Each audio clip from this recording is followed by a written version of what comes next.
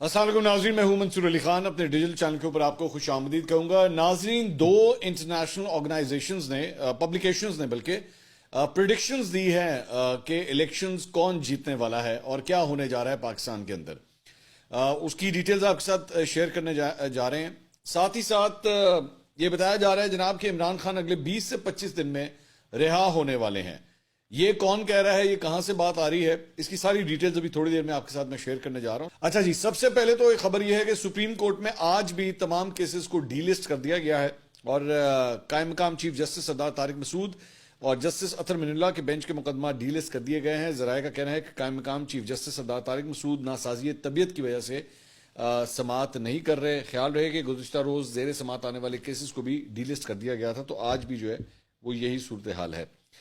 دوسری بات یہ کہ ملٹری کورٹس میں سویلینز کا ٹرائل روکنے کے فیصلے کے خلاف انٹرا کورٹ اپیلوں کے معاملے پر سابق چیف جسٹس جواد ایس خواجہ نے 3 رکنی ججز کمیٹی کو خط لکھا ہے۔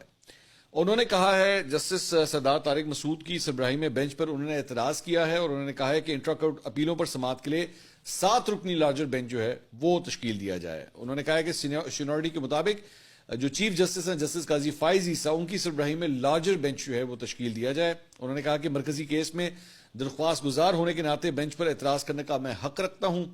جسٹس سردار طارق مسعود پہلے ہی رائے دینے کے باعث مقدمے کی سماعت نہیں کر سکتے۔ مقدمات مقرر کرنے والی 3 رکنی ججز کمیٹی کے رکن جسٹس اعجاز الاحسن ایک خط لکھ چکے ہیں۔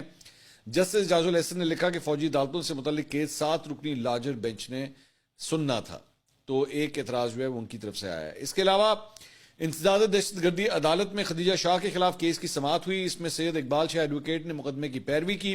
پولیس کی جانب سے خدیجہ شاہ کو 14 روزہ جوڈیشل ریمانڈ پورا ہونے پر عدالت میں پیش کیا گیا تھا۔ خدیجہ شاہ کو 2 ہفتے قبل لاہور سے راہداری ریمانڈ پر کوئٹہ منتقل کیا گیا تھا، جس کے بعد کل انہیں عدالت میں پیش کیا گیا، جہاں عدالت نے خدیجہ شاہ کو جرم ثابت نہ ہونے پر رہا اور فیملی سمیت لاہور روانہ کرنے کا حکم دے دیا۔ سماعت کے موقع پر خدیجہ شاہ کے اہل خانہ بھی عدالت کے اندر ہی موجود تھے اور مزید کوئی کیس اور نہ ثبوت ہونے کی وجہ سے انہیں اب رہا کر دیا گیا ہے۔ یہ اب تک کی اپڈیٹس ہیں۔ انشاءاللہ کوشش ہوگی اگلے ویلاگ میں بھی خدیجہ شاہ کے حوالے سے ہم آپ کو تازہ ترین اپڈیٹس دے سکیں۔ میں آتا ہوں، ابھی مجھے پتا ہے آپ جاننا چاہ رہے ہوں گے کہ عمران خان صاحب 20-25 دن میں کس طرح رہا ہونے جا رہے ہیں۔ یہ میں ساری ڈیٹیلز ابھی تھوڑی دیر میں آپ کے ساتھ شیئر کرتا ہوں۔ اس کے علاوہ اسلام آباد ہائی کورٹ نے سائفر کیس سے متعلق تحریری فیصلہ جاری کر دیا ہے۔ اس میں 9 گواہان کے بیانات کو خلاف قانون قرار دے دیا ہے۔ تحریری فیصلے میں کہا گیا کہ اٹارنی جنرل نے بتایا کہ 21 دسمبر تک ان کیمرہ ٹرائل میں 13 گواہان کے بیانات ریکارڈ کیے گئے۔ 13 میں سے 4 گواہان دفتر خارجہ کے سائفر سیکیورٹی سسٹم سے منسلک ہیں۔ ان 4 گواہان کے بیانات خفیہ ریکارڈ کرنا ملکی سلامتی کے لیے اہم ہے۔ عدالت سمجھتی ہے کہ بقیہ 9 گواہان کے ان کیمرہ بیانات قانون کے مطابق نہیں ہیں، جن کا جائزہ لینا ضروری ہے۔ محض پروسیکیوشن کی درخواست پر اوپن ٹرائل کو ان کیمرہ نہیں کیا جا سکتا۔ ان کیمرہ ٹرائل میں 9 گواہان کے بیانات دوبارہ ریکارڈ کرنے کو حتمی فیصلے میں دیکھا جائے گا۔ تحریری حکم نامے میں یہ بھی کہا گیا ہے کہ سائفر ٹرائل میں خصوصی عدالت نے گواہان کے بیانات کی مصدقہ کاپیز جاری کی۔ عدالت مصدقہ کاپی سے جائزہ لے گی کہ ریاست کو کوئی نقصان پہنچ سکتا ہے یا نہیں۔ تو یہ ایک اور خوشخبری ہے عمران خان صاحب کے لیے کہ 9 گواہان جو ہے نا، ان کے بیانات جو انہوں نے قلم بند کروائے تھے وہ فی الحال اب ریجیکٹ ہو گئے ہیں۔ اس کے علاوہ توشہ خانہ سے متعلق احتساب عدالت کے جج محمد بشیر نے اڈیالہ جیل میں سماعت کی۔ ڈپٹی پروسیکیوٹر جنرل نیب سردار مظفر عباسی اور نیب ٹیم عدالت میں پیش ہوئی۔ ملزمان کو توشہ خانہ ریفرنس کی نقول اور دیگر ضروری دستاویزات فراہم کر دی گئیں۔ بعد ازاں عدالت نے ملزمان پر فرد جرم کے لیے سماعت 4 جنوری تک ملتوی کر دی۔ اسی طرح 190 ملین پاؤنڈ ریفرنس میں ضمانت کی درخواستوں پر بھی سماعت 30 دسمبر تک کے لیے ملتوی کر دی گئی ہے۔ اچھا، ایک بڑی انٹرسٹنگ خبر آئی ہے۔ ڈان نے یہ رپورٹ کیا ہے کہ صوبائی الیکشن کمیشن نے جرمانے ادا نہ کرنے والے امیدواروں کی فہرست جاری کی ہے۔ دستاویز میں بتایا گیا ہے کہ ماضی میں ہونے والے جلسے جلوسوں میں خیبر پختونخوا کے 37 امیدواروں نے قواعد و ضوابط کی خلاف ورزی کی۔ عمران خان سمیت سابق وزیر اعلیٰ محمود خان بھی الیکشن کمیشن کے نادہندہ ہیں۔ تحریک انصاف کے کئی سابق وزراء اور اراکین اسمبلی بھی نادہندہ میں شامل ہیں۔ اس میں کہا گیا ہے کہ سابق وزراء کامران منگش، تیمور جھگڑا، شوکت یوسفزئی اور اشتیاق ارمڑ بھی نادہندہ ہیں۔ پیپلز پارٹی کے سیکرٹری اطلاعات امجد آفریدی بھی الیکشن کمیشن کے مقروض ہیں۔ جماعت اسلامی کے عنایت اللہ خان نے بھی 50,000 روپے جرمانہ ادا نہیں کیا ہے۔ تو مزید مراسلے میں کہا گیا ہے کہ جانچ پڑتال کے دوران امیدواروں سے جرمانے جمع کروائے جائیں۔ جرمانے ادا نہ کرنے والے امیدواروں کے کاغذات نامزدگی مسترد ہوں گے۔ تو موسٹ پرابلی تھوڑا بہت ہی جرمانہ ہے، کوئی زیادہ نہیں ہوتا، 50,000 روپے تقریباً جرمانے ہوتے ہیں۔ میرے خیال میں یہ ادا کیے جا سکتے ہیں، کوئی اتنا اوکھا کام نہیں ہے. بلکہ خان صاحب تو یوں کریں، کسی کو آرڈر کریں تو 1 منٹ میں لوگ 50,000 دے دیں گے، کوئی مسئلہ ہی نہیں ہے. اس کے علاوہ سپریم کورٹ نے پشاور ہائی کورٹ کے فیصلے کے خلاف الیکشن کمیشن کی اپیل سماعت کے لیے مقرر کر دیے. بلے والا وہ جو کیس ہے نا، بلہ جس میں پشاور ہائی کورٹ نے واپس کیا ہے پی ٹی آئی کو، تو اس کے بعد جو ہے وہ الیکشن کمیشن نے اپیل جو ہے وہ کر دی تھی، تو وہ سماعت کے لیے مقرر ہو گئی ہے. سپریم کورٹ نے 3 رکنی بینچ اس میں تشکیل دے دیا ہے، اور اس کی سماعت جو ہے وہ 2 جنوری کو، یعنی کہ اگلے سال کے پہلے ہفتے کے اندر ہی جو ہے اس کی سماعت ہونے جا رہی ہے. باقی اس فیصلے کے اوپر جو ہے وہ مختلف سیاسی رہنماؤں نے رد عمل دینے شروع کر دیے ہیں. مریم نواز صاحبہ جو ہیں بڑی ناراض ہیں. انہوں نے کہا جی پشاور ہائی کورٹ کے سنگل بینچ کا فیصلہ الیکشن کمیشن کے آئینی اختیار پر حملہ ہے. جعلی اور فراڈ انٹرا پارٹی الیکشن کو حلال قرار دے دیا گیا. فیصلہ الیکشن نہیں سلیکشن کی جیت ہے. نہ ووٹر لسٹیں، نہ الیکشن کمشنر، نہ الیکشن لڑنے کی اجازت، لیکن سب حلال. لیول پلینگ فیلڈ مانگنے والے اپنی جماعت میں کسی کو لیول پلینگ فیلڈ دینے کو تیار نہیں. 2018 میں RTS بٹھانے کی تاریخ دہرائی گئی ہے.